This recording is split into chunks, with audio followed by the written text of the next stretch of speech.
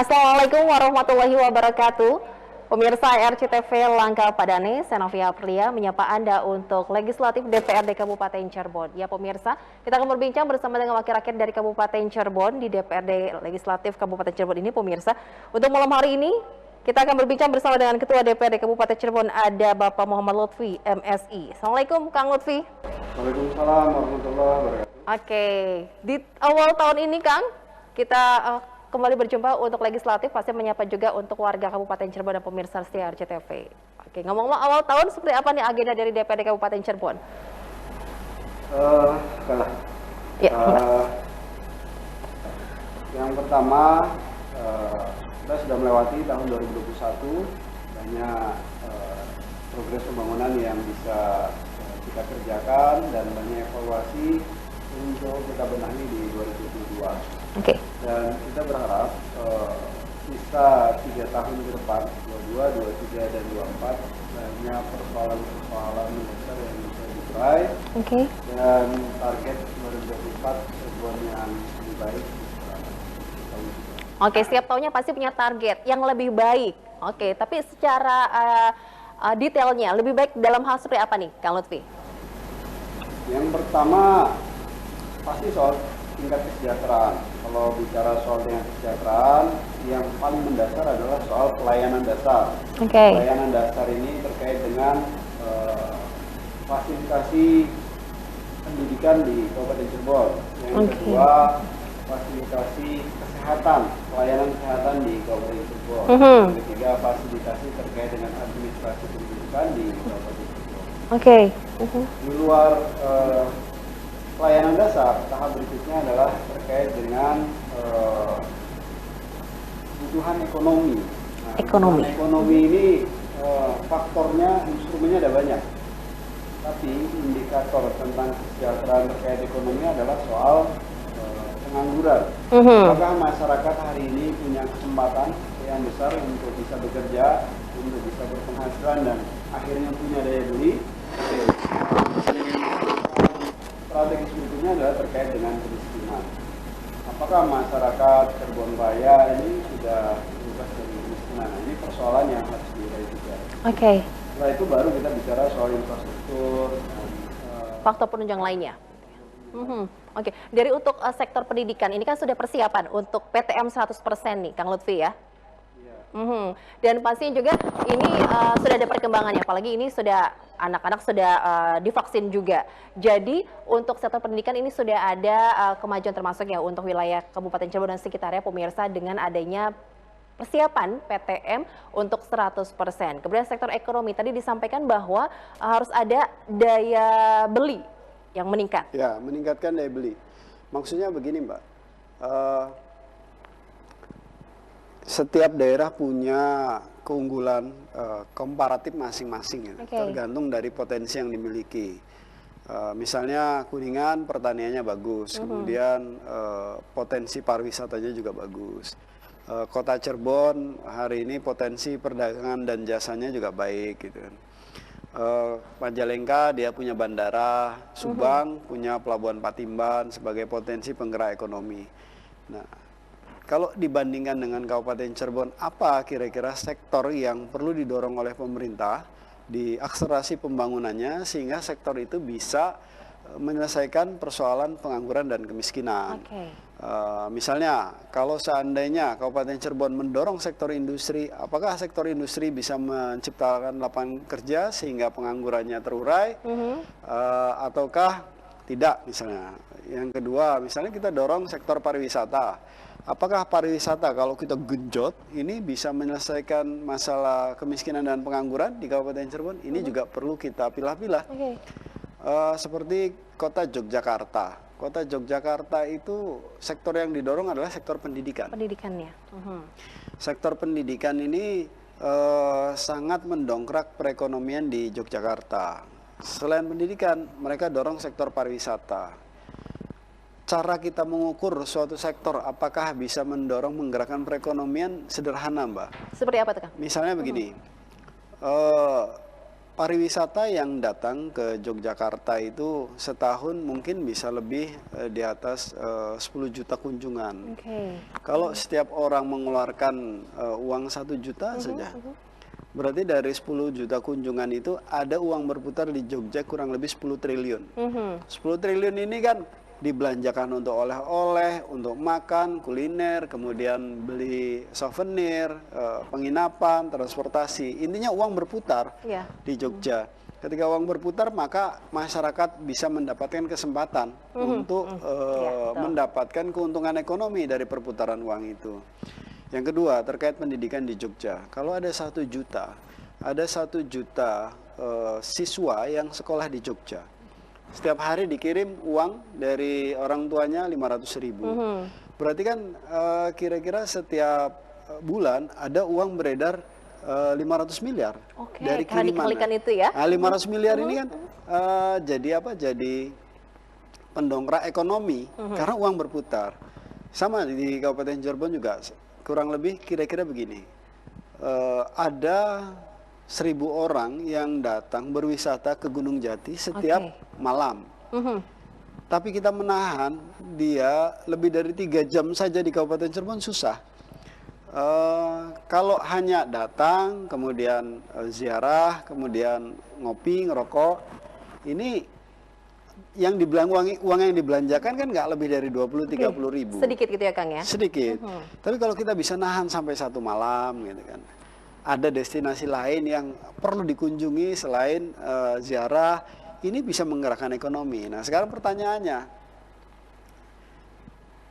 Kabupaten Cirebon garis miring Cayu Majakuning target untuk 5 tahun ke depan akan bisa mendatangkan berapa juta wisatawan. Dengan semua karakteristik yang dimiliki masing-masing kabupaten di Cayu Majakuning gitu kan. Karena yang paling mudah hari ini mendongkrak dan punya dampak perekonomian cepat itu pariwisata. Siapkan destinasinya, buka aksesibilitasnya, kita masukkan di media sosial. Pemasarannya mudah gitu kan. Tapi kalau kita bangun kawasan industri, kita siapin lahannya dulu, bangun infrastrukturnya dulu, airnya, listriknya, energi dan lain sebagainya. Baru bangun pabrik, setelah bangun pabrik baru berproduksi, kita butuh 5-10 tahun. 5-10 tahun ke depan untuk bisa menjadi magnet itu Kang? Untuk bisa menggerakkan perekonomian, untuk misalnya sektor industri. Kalau kita dorong sektor pertanian, Kabupaten Cirebon hari ini sawahnya ada 50.000 hektar, tapi problemnya separuh dari luasan sawah itu masa tanamnya hanya 1 kali. Problemnya apa? Problemnya air. Untuk memastikan air tersedia, kita harus bangun bendungan. Bangun bendungan mungkin bisa 5 tahun sampai 8 tahun. Ada faktor ini ya yang menghambatnya ya? Ya. Problem air ini menyebabkan pertanian ini stuck gitu. Kita mau meningkatkan masa tanam sulit. Jadi kami benar-benar merekomendasikan sektor pariwisata dijadikan sebagai sektor utama untuk mendorong percepatan pembangunan Kabupaten Cirebon, percepatan penguraian pengangguran dan kemiskinan di Kabupaten Cirebon. Ini kan dampak pandemi sangat dirasakan sekali, tapi sekarang sudah mulai bangkit lagi nih Kang Lutfi ya. Jadi ini dari dinas terkait pun pasti harus punya daya upaya ya untuk bisa meningkatkan jumlah kunjungan yang lebih lagi efek dari pandemi itu Kang Lutfi. Betul. Apakah bisa Kang? Sangat bisa, nggak ada yang nggak bisa. Ini hanya soal tingkat keseriusan. Apakah kita serius mau ngurus Kabupaten Cirebon? Kalau potensinya banyak, sumber daya manusianya pintar-pintar, kemudian anggaran kita punya, Jawa Barat ada alokasi, di Jakarta juga memberikan support kalau terkait anggaran. Hanya kita butuh kekuatan leadership di ruang pariwisata ini gitu. Nah, oleh karena itu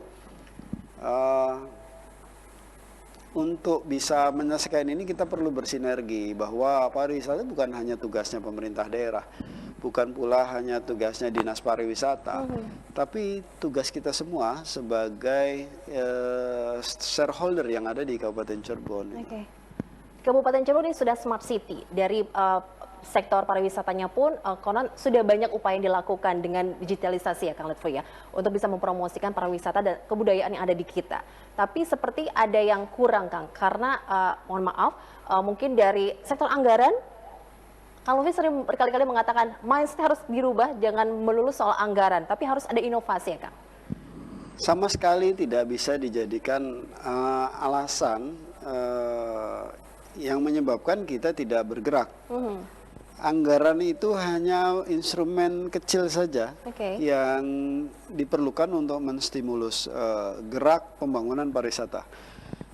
Swasta itu duitnya banyak.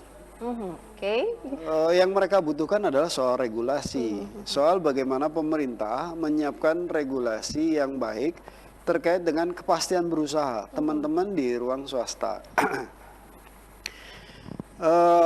Yang kedua, tadi saya sampaikan bahwa kalau swasta harus membangun seluruh infrastrukturnya kayaknya terlalu besar gitu.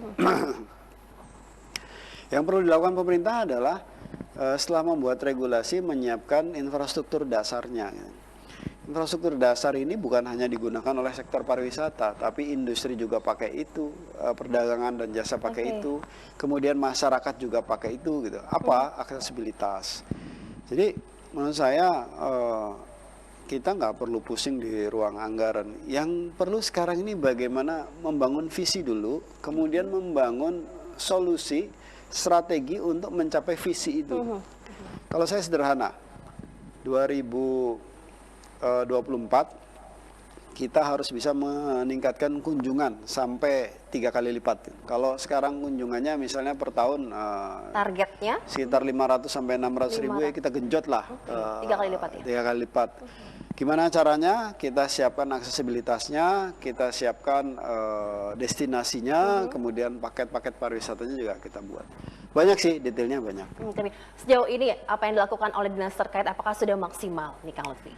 Mohon dijawabin nanti, tahan dulu Kang Lutfi, kita akan lanjutkan pemirsa usai jeda pariwara berikut, tetaplah bersama kami di Legislatif DPRD Kabupaten Cirebon. Pak Teguhnya mana Pak Teguh?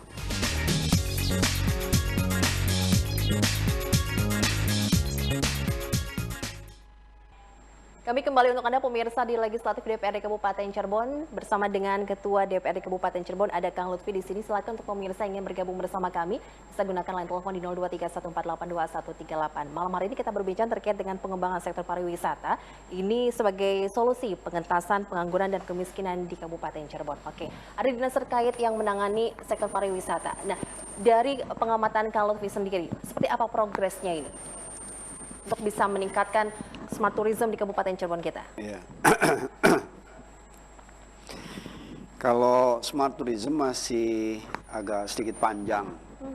Yang lebih terukur adalah bagaimana kita menyiapkan diri atau lebih lightnya itu memantaskan diri untuk menjadi kabupaten yang layak pariwisata. Banyak infrastruktur yang harus diperbaiki dan salah satu hal yang menurut saya mendasar ini kan soal kenyamanan. Orang datang ke Kabupaten Cirebon. Yang pertama soal sampah harus selesai. Yang kedua soal banjir harus selesai. Kemudian soal-soal yang terkait aksesibilitas, jalan-jalan harus rapi, harus baik.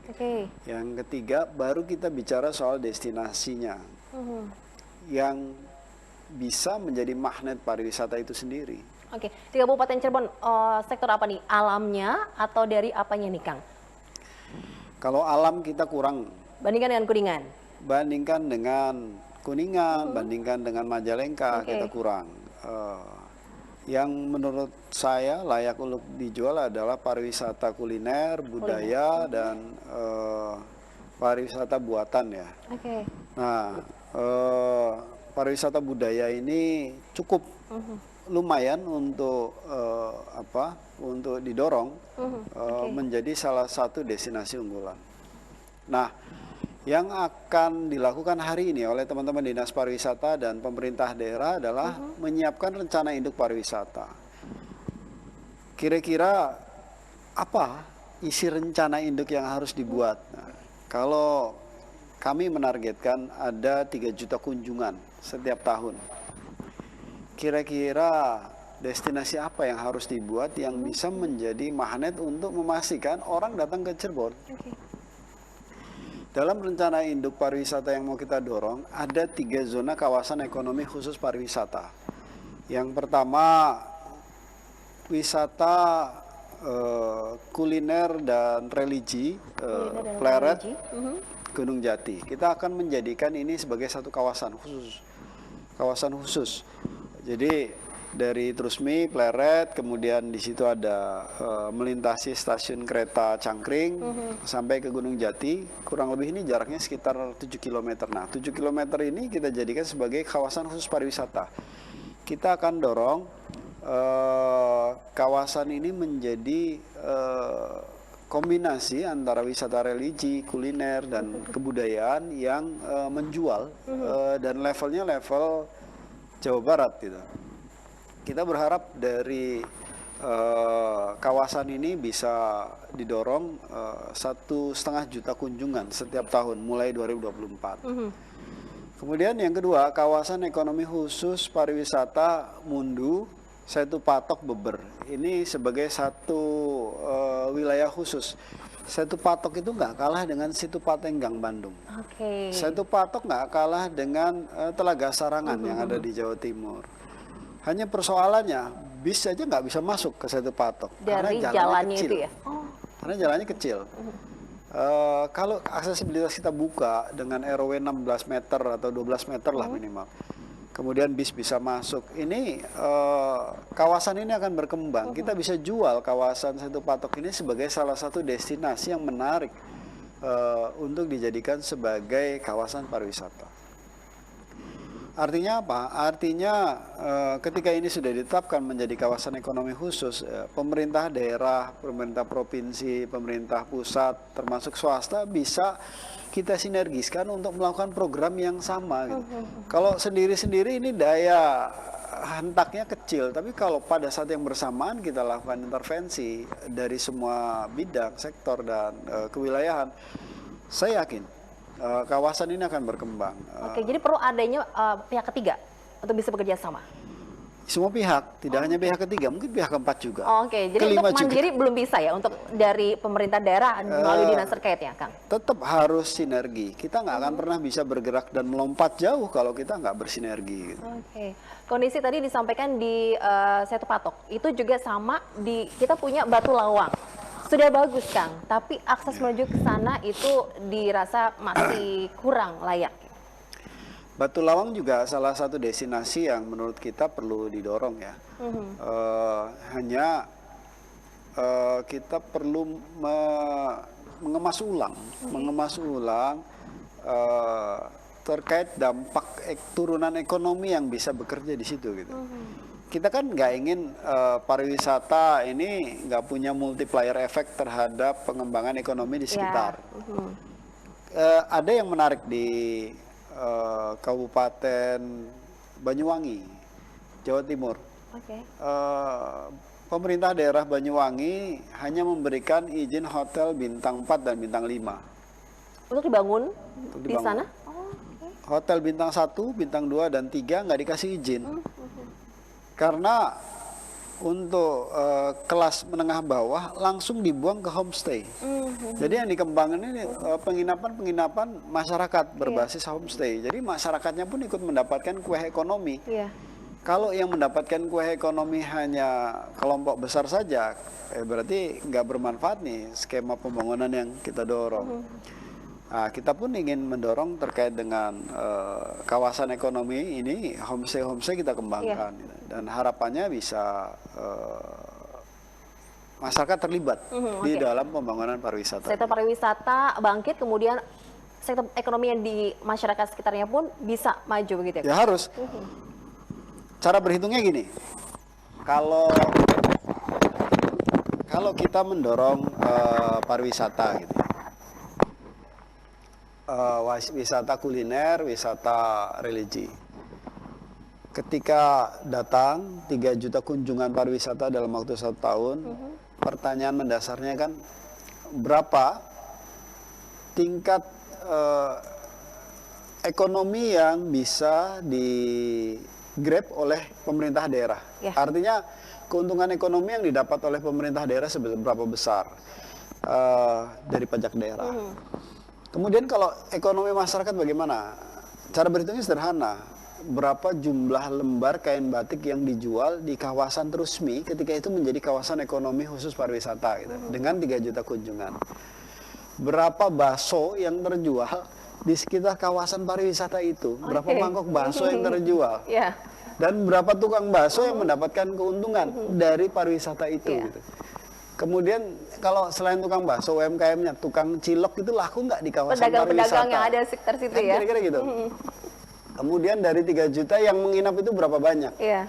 Kalau kita nggak buka hotel-hotel kelas bintang 1, 2, langsung ke homestay, berapa homestay yang diinapi oleh pariwisata? Oke. Berapa malam, berapa rumah gitu kan. Kemudian kita berhitung juga, kalau kita bikin mobil-mobil pariwisata semacam Bandros, berapa yang naik mobil itu dan lain sebagainya. Jadi ekonomi berputarnya bagaimana gitu. Kita bicara pariwisata, ya kalau hanya bicara soal, wah hotel bintang 5-nya laku dan lain sebagainya, ini dampak multiplier ke masyarakatnya sedikit.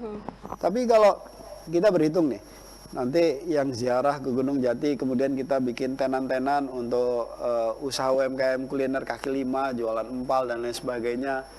Seberapa banyak putar uang di situ ya, seberapa makmur masyarakat kawasan itu mendapatkan manfaat dari pengembangan pariwisata ini. Ini selama kita alhamdulillah sudah mulai aman ya Kang ya, tapi sudah dirasakan belum nih dampak dari sektor ekonominya untuk masyarakat yang ada di sekitar yang berusaha itu? Kalau dampak pasca COVID emang berat. Pasca COVID ini dampaknya berat. Tapi kalau kita pandang COVID sebagai bencana ya kita akan semakin terlelap. Nah, kita harus lihat ini sebagai suatu potensi. COVID memberikan banyak pelajaran. COVID sudah merubah peradaban ini. Kebiasaan manusia ini sudah berubah gara-gara COVID itu. Tapi alhamdulillah herd immunity kita Kabupaten Cirebon, Ciawi Maja Kuning ini sudah di atas 70% semua. Artinya kita sudah pada level aman. Nah, sekarang yang perlu kita pikirkan adalah bagaimana menanggulangi dampak ekonomi pasca COVID ini. Gitu. Orang banyak nganggur, usaha banyak gulung tikar. Nah, ini yang perlu kita mulai urai untuk kita jadikan sebagai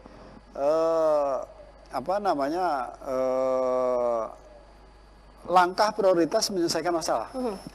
Nah, saya bilang sama teman-teman di pemerintah daerah, termasuk teman-teman di legislatif, bahwa 2022 saatnya kita berlari. Berlari. Kita bangun, berlari, kita kejar ketertinggalan, dan kita selesaikan persoalan. Oke. Nah, apa yang harus kita lakukan? Kita pastikan kita punya cara yang tepat. Karena resources terbatas ini. Nah, salah satunya tadi, sektor pariwisata. Sebenarnya ada beberapa. Kita juga akan mendorong industri di Cirebon Timur. Kita ingin pastikan industri bisa menciptakan 200.000 kesempatan kerja baru. Oke. Jadi ketika industri dikembangkan, tercipta 200.000 kesempatan kerja formal. Turunannya, kita ingin mendorong dampak ekonomi pengembangan UMKM. Nah, kita harapkan dari sisi UMKM dampak dari industri ini juga bisa menciptakan 200.000 kesempatan kerja. Cara berhitungnya bagaimana? Kita ingin BUMDes-BUMDes yang ada di Kabupaten Cirebon bisa mengakses industri. Kita ingin UMKM bisa mengakses kawasan industri. Sehingga ada kerjasama, misalnya jadi pemasok bahan bakunya, kemudian pensuplai kebutuhan lain-lainnya di kawasan dan lain sebagainya. Kita berharap mata rantai ini bisa terjalin gitu kan. Sama dari pariwisata juga kita mendorong dengan datangnya 3 juta sampai 5 juta kunjungan per tahun ini bisa menciptakan banyak kesempatan berusaha di ruang UMKM. Gitu. Oke, targetnya apakah sudah tercapai itu Kang kemarin? Belum lah, belum, kita masih jauh masih ini. Jauh. Banyak yang harus kita siapkan dan membangun pariwisata ini menurut saya tidak sehari 2 hari. Mungkin kita butuh 2-3 tahun. Kalau kita mau bikin yang besar, sekelas kawasan ekonomi khusus pariwisata Gunung Jati Trusmi, kemudian kawasan ekonomi pariwisata Beber, Mundu, Setu Patok, termasuk yang di Sedong Greget. Ini ya mungkin kita butuh 5-10 tahun. 5-10 tahun, wow. Masih lama juga nih Kang Lutfi ya. Tapi dengan proses itu semoga nanti hasilnya baik ya Kang untuk kemajuan di Kabupaten Cirebon sendiri ya. Kita bekerja hari ini untuk masa depan. Masa depan, baik. Dan yang pasti kita makan hari ini dari tanaman kita yang kemarin. Oke. Jadi kita nggak mungkin makan hari ini dari tanaman kita hari ini. Iya, karena ada Tanaman proses hari itu ya. ini untuk masa depan. Baiklah, kita masih ada satu kesempatan lagi pemirsa berbincang bersama dengan Ketua DPRD Kabupaten Cirebon, tapi usai jeda berikut jangan kemana-mana.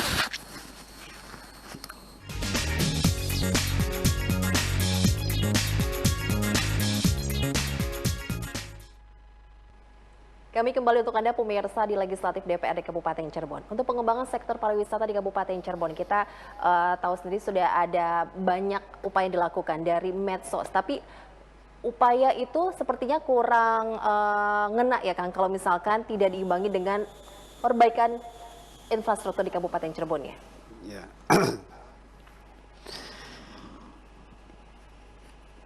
Rencana dan program yang disusun tergantung pada target sebenarnya. Target. Kalau kita hanya menargetkan hal yang standar gitu ya. Jadi yang penting ada perbaikan, ada progres, maka kita nggak perlu lakukan hal-hal yang berat, hal-hal yang melompat, hal-hal yang inovatif. Ya. Tapi kalau kita ingin geser standing posisi pariwisata menjadi solusi besar terkait dengan pengembangan Kabupaten Cirebon dan Ciayu Majakuning, maka kita harus lakukan hal-hal besar. Hal-hal besar. Nah, hal-hal besar ini kan kita mulai uji dari visi besarnya dulu. Kira-kira 10 tahun ke depan ini Kabupaten Cirebon terhadap Pulau Jawa, terhadap masyarakat Jawa yang jumlahnya hampir 120 juta ini, bagaimana gitu kan? Apakah Cirebon akan seperti ini saja gitu sebagai pelengkap Pulau Jawa, atau Cirebon menjadi salah satu kabupaten yang bisa eksis di antara daerah-daerah yang ada di Pulau Jawa.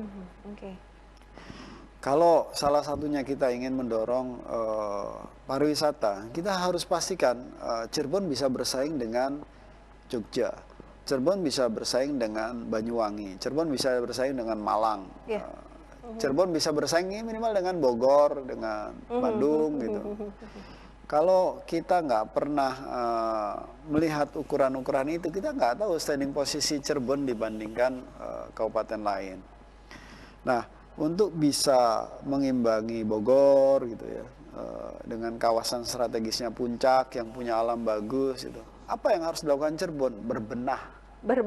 Berbenah ukuran sudah baik atau belumnya kan sederhana.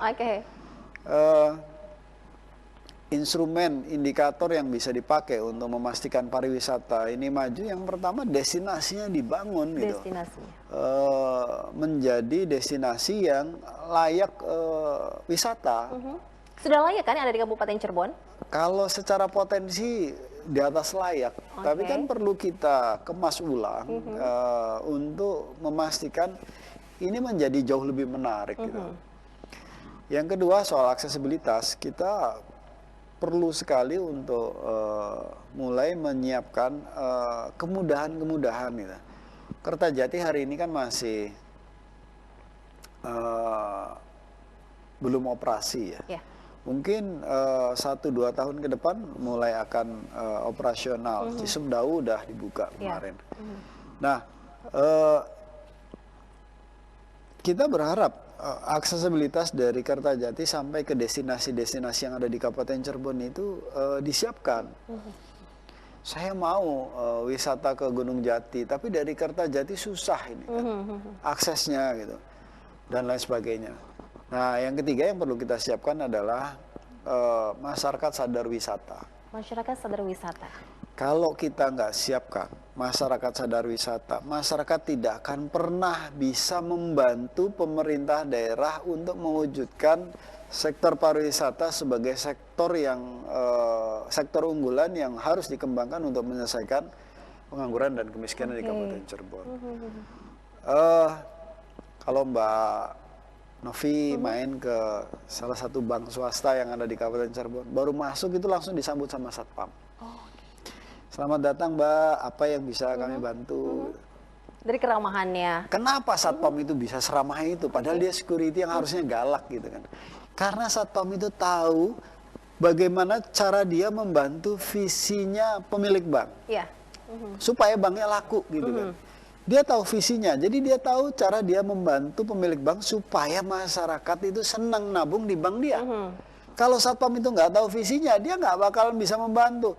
Dia cuek-cuek aja gitu. Ngapain gua harus ramah? Ngapain saya harus nyambut tamu gitu kan? Jadi masyarakat Kabupaten Cirebon harus ramah. Masyarakat Kabupaten Cirebon harus paham juga gitu bahwa ini pariwisata bukan hanya tanggung jawab pemerintah daerah, bukan hanya tanggung jawab BUMD, bukan hanya tanggung jawab swasta pihak ketiga, tapi Ikut tanggung jawab membantu kita nih ya? bersama. Cuman kan pertanyaannya begini, kalau pemerintahnya maju, wisatanya banyak, ekonomi berkembang, kira-kira masyarakat dapat manfaat nggak? Dapat dong pastinya. Pasti dapat manfaat, multiplier efeknya ini berkembang gitu kan. Bahwa Kabupaten Cirebon ini kan tadi bahasa saya, Cirebon ini di mata Pulau Jawa ini seberapa besar eksistensinya. Apakah hanya sebagai kabupaten pelengkap saja? Cirebon kalau dibandingkan dengan Semarang bagaimana? Oh jauh. Jauh. Gimana supaya kira-kira 10 tahun ke depan Cirebon itu udah setaraf dengan Semarang lah. Gitu. Berbenah itu ya Kang Lutfi ya? Berbenah. Nah saatnya bukan saatnya lagi kita berantem terus gitu kan. Oh nggak boleh berantem ya? Berbenah ini saatnya ya? Saatnya kita bersinergi, saatnya kita pastikan pembangunan ini bisa kita dorong terus dan kita berharap ke depan akan semakin baik lagi. Oke, dan bisa ya Kang ya? Harus dengan sinergitas yang terjadi Sangat bisa. Kepentingan pribadi kita simpan dulu di loker. Kepentingan kelompok kita taruh dulu di lemari. Dan satu lagi Mbak. Apa itu? Kapal-kapal perang ini kita taruh semua di kandang. Kapal perang gitu ya? Nah, sekarang saatnya ini kapal-kapal pembangunan, kapal dagang ini bergerak gitu kan. Agar pembangunan bisa kita akselerasi. Sudah jauh kita tertinggal. Ketika kita tidak bersinergi, kita tidak berelaborasi, berat kita mengejar ketertinggalan. Oke, dalam pengembangan sektor pariwisata ini terkait juga untuk dinas-dinas yang lainnya, dari perbaikan jalan-jalannya. Semua. Ekonominya itu ya Kang? Yang paling sederhana, kita nggak usah bicara jalan deh. Kalau sampah nggak selesai di Kabupaten Cirebon, wisata akan suram. Orang datang keluar tol Plumbon, lihat kanan kiri trotoar tumpukan sampah liar. Oh iya betul, dari kebersihannya gitu ya. Baiklah, Kang Lutfi juga mengakui begitu ya, jadi banyak yang harus dibenahi. Nah ini kita coba selesaikan, dan termasuk banjir juga coba kita urai. Dan kita yakin, pasti kita bisa. Oke, jadi tugas juga nih sebagai wakil rakyat juga nih Kang ya. Oh bareng-bareng, bersama-sama. Oke baiklah, ini untuk tahun 2024 berarti 2022 menuju nanti 5-10 tahun ke depan ini menjadi tanggung jawab bersama ya Kang Lutfi ya? Iya betul. Oke, terima kasih banyak nih kalau gitu Kang Lutfi sudah menyempatkan waktunya berdialog bersama kami di sini pemirsa untuk legislatif DPRD Kabupaten Cirebon. Ada lagi yang ingin disampaikan Kang? Cukup? Oke, terima kasih banyak Kang, tetap jaga kesehatan. Untuk pemirsa juga terima kasih, kita harus akhiri legislatif malam hari ini. Saya Novia Apria pamit, sampai jumpa. Wassalamualaikum warahmatullahi wabarakatuh.